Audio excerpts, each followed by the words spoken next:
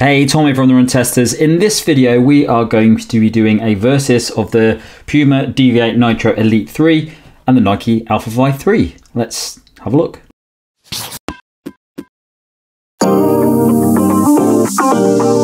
The Nike Alphafly 3 costs £284.99 or $285. It weighs 202 grams or 7.1 ounces for men in a size 8, and the drop is 8mm. The Puma Deviate Nitro Elite 3 costs £195 or $230. It weighs 187 grams or 6.6 ounces for men in a size 8, and the drop is 8mm.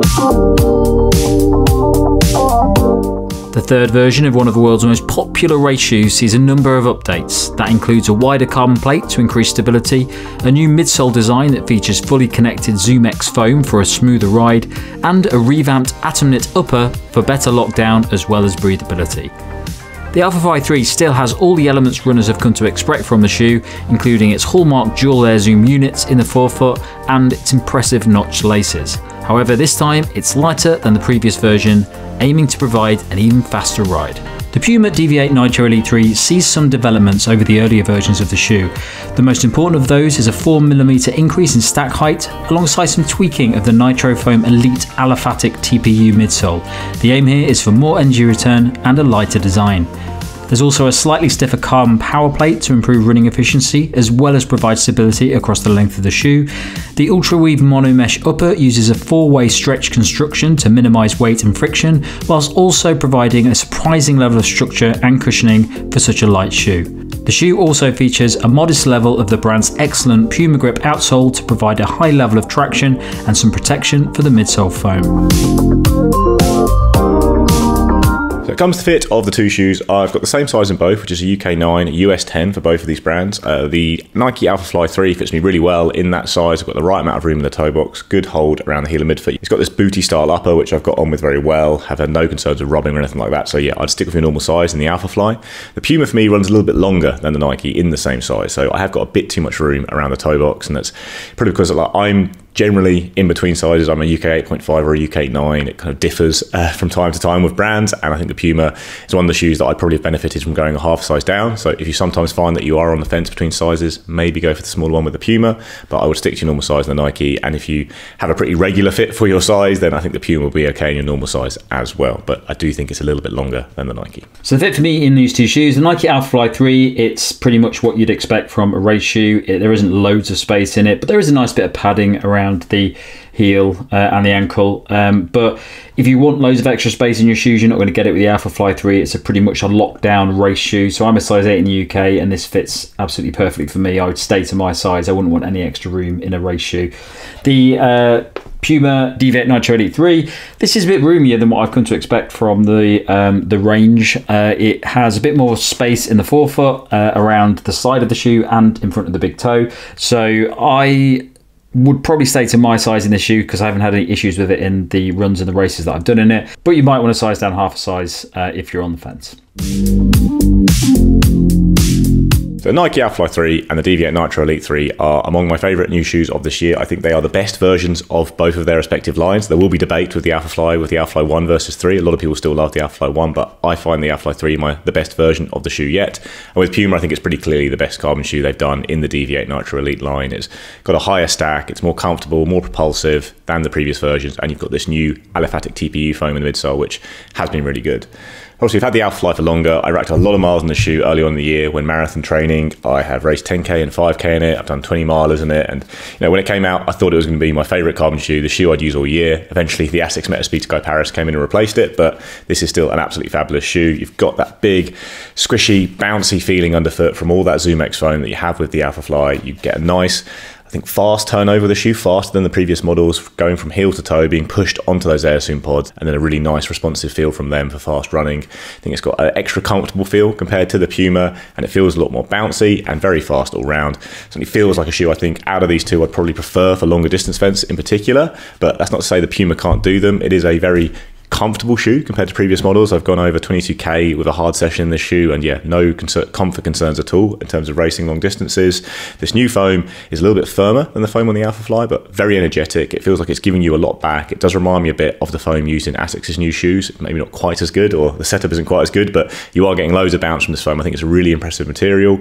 It's a little bit firmer, like I say, but not at all harsh. You've still got a little bit of give, and like I say, yeah, loads of pushback to give you that fast feeling underfoot. It doesn't have that sink-in squish you get from the Nike, but at the same time, I don't think it really lacks anything because of that. Like, some people really like that feeling with Nike. It gives it a really bouncy feeling all round, and you get that with the ZoomX foam, which you don't get so much with the Puma, but you do get a very fast transition and a really fast feel.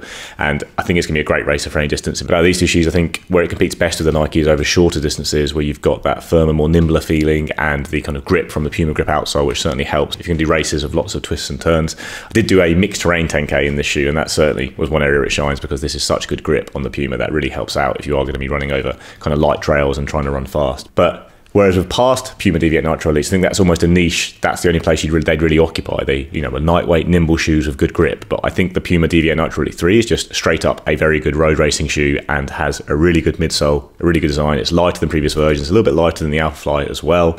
And you are getting loads of energy return from this new midsole foam, which I think is really good. But when running in both shoes at the same time, you can notice the extra bounce you get from the ZoomX foam here, and the way it directs you onto the Air Zoom pods with the Alphafly just gives it a really explosive feeling when you kind of bounce back. So if I was going to do a versus of the Alphafly 3 versus the previous versions of the Puma Deviate Nitro Elite, it would be a very different video, because those shoes were quite a different ride than what you get from the Nike Alphafly 3.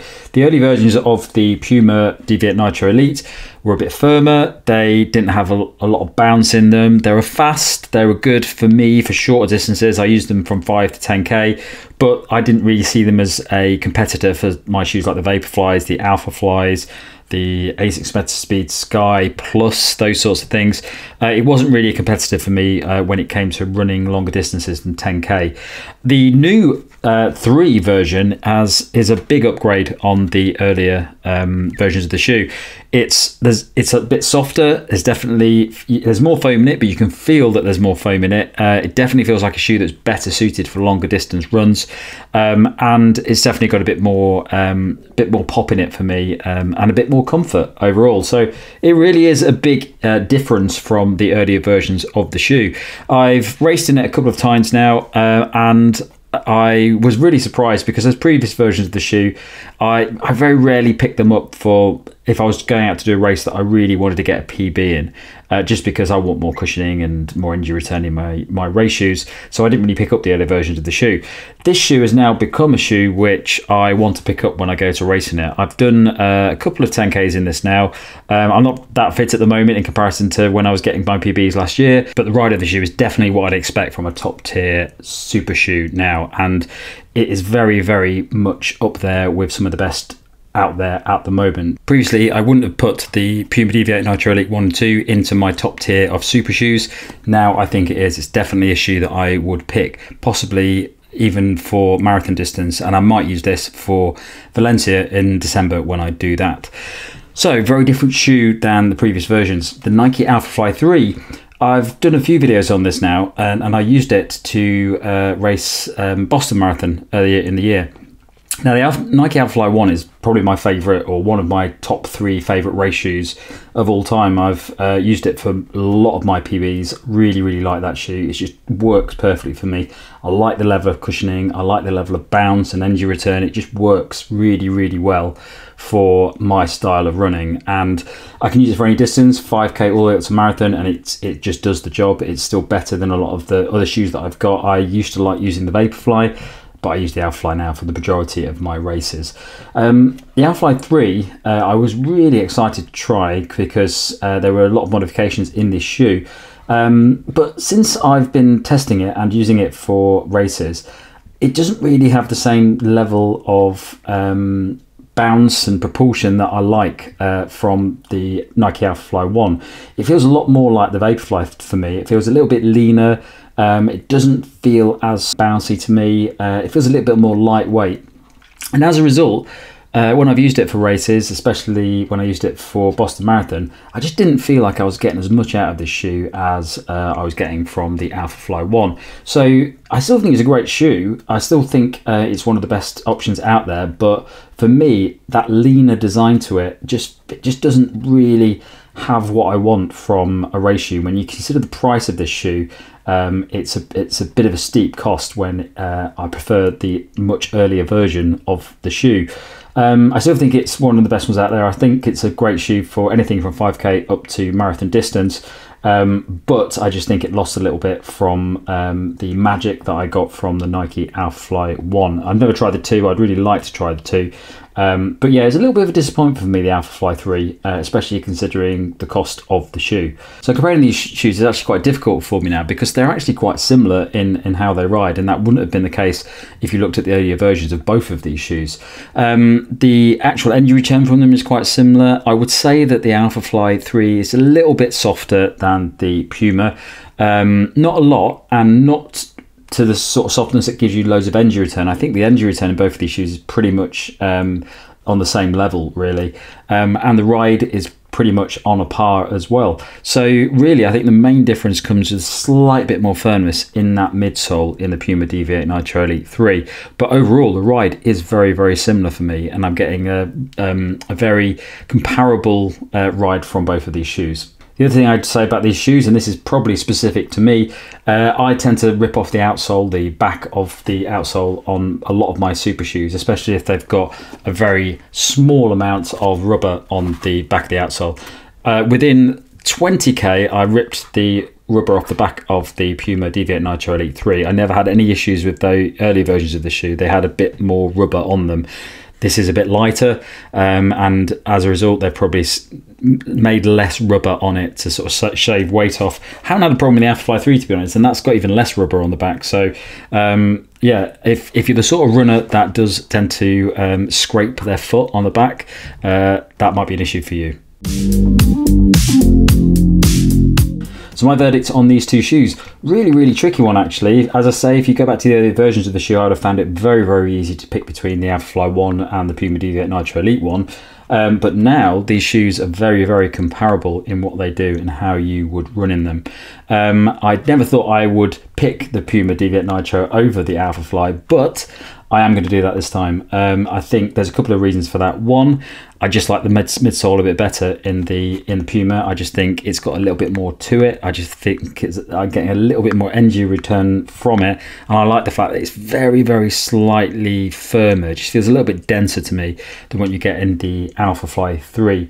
The other thing I find about the Alphafly 3 is that I do feel like it doesn't really help me very much in the latter stages of a race. It doesn't. With the Alphafly 1, I felt like it was giving me a little bit of a bump to when I was on tired legs. I didn't feel this any time that I raced in the Alphafly 3. Still think it's a very fast shoe. I just think it's lacking something that the Alphafly 1 had. So really, the comparison comes down to me mainly for the price. The price of the Alphafly 3 is ridiculous. It's a really, really expensive shoe. So just based on that, I would go for the Puma all the way, because I think the differences are very, very minimal in terms of what you're getting.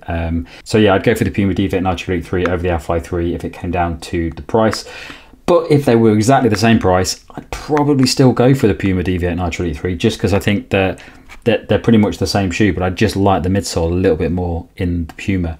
If it was the Alphafly 1 and the Puma, I'd probably go for the Alphafly 1, but I just think there's something lacking in the Alphafly 3 that doesn't quite work for me. So yeah, I'm going for the Puma all the way. Comes to the verdict, I think on pure performance, I would probably pick up the Alphafly myself. I think it is the faster shoe, especially if you're looking at marathons. You've got a really comfortable design here that's still very fast, a nice fast transition onto those Air Zoom pods, loads of bounce back and everything like that. I think the Deviate Nitro Elite 3 though is a very impressive carbon plate racing shoe, and one I'd be happy to race any distance in, and it is considerably cheaper than the Alphafly, especially in the UK. If you're looking at that £90 price difference, I'd be pretty tempted to pick up the Puma. I think you're going to run very well in this over any distance, and I wouldn't really feel like you're missing out that much by not going for the Alphafly for such a big amount more. And then even in the US, the price difference is a little bit smaller. It's a big saving. Puma shoes do tend to crop up in sales as well quite quickly compared to other brand shoes, so you could end up with a real bargain here, and you're not just getting a cheap shoe, you're getting a very, very good shoe as well. That's really not far behind, I think, the Alphafly. I think the Puma's right up there in general with carbon shoes on the market right now. The Alphafly is just one of probably only a handful of shoes I think think I still have ahead of it, including the Metaspeed Sky Paris and the Vaporfly. But it is a very good shoe. It's got a nice natural ride. I think it will work for runners with a wide range of running styles, different gaits and all that. It's good value. It's fairly stable for a carbon shoe. Got great outsole. There's really lots going for it, and I do think it's an amazing racing shoe. But if it comes to it just on pure performance, especially for a marathon, I'd pick out the Alphafly myself. But that's not to say there's not a lot of good reasons to look at the Puma instead, potentially. That's it from us on this Versus. Thanks a lot for watching. Don't forget to like, subscribe, click that little bell. Check this out for all the other videos we've got coming up. Also, if you're going to catch up below, you can find a link to the podcast, which comes out a couple of times each month. Thanks a lot for watching. Catch you.